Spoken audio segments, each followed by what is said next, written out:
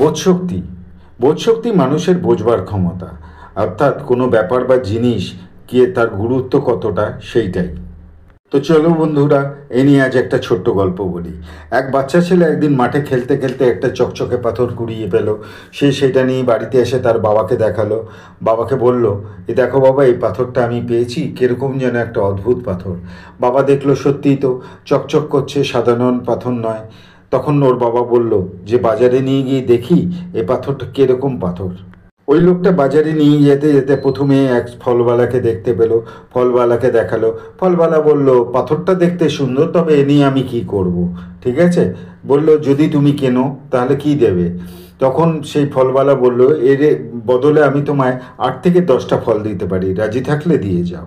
লোকটা বলল, না ঠিক আছে, থাক। এরপরে সে এক মুদির দোকানে নিয়ে গেল। সেই মুদিওয়ালা দেখে বলল যে পাথরটা আমার কোনো কাজে লাগবে না, তবে পাথরটা দেখতে সুন্দর। এর বদলে আমি তোমায় 20 কেজি চাল, 20 কেজি ডাল, 20 কেজি আটা আর তেল দিতে পারি 20 কেজি। যদি ইচ্ছে হয় তো দিয়ে যেতে পারো। লোকটা বলল, না ঠিক আছে, কিন্তু মনে মনে ভাবলো যে পাথরটার দাম তো বেড়ে গেল। এরপরে সে এক জায়গায় গেল যেখানে ধাতুর কাজ হতো। সেখানে গিয়ে পাথরটা দেখাতে সেখানের মালিক বলল, পাথরটা খুবই সুন্দর, ঠিক আছে, তুমি আমায় দিয়ে যেতে পারো, এর বদলে আমি তোমায় 2000 টাকা দেবো। লোকটা মনে মনে ভাবলো যে এর দাম তো আরও বেড়ে গেল।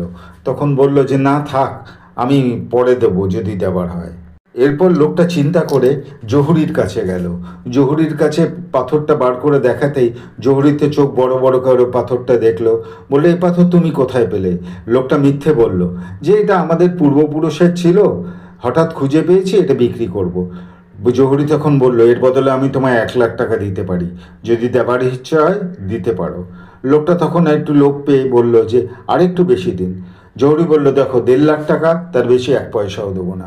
লোকটা তখন ওই পাথরটা ওই জহুরির কাছে বিক্রি করে চলে গেল।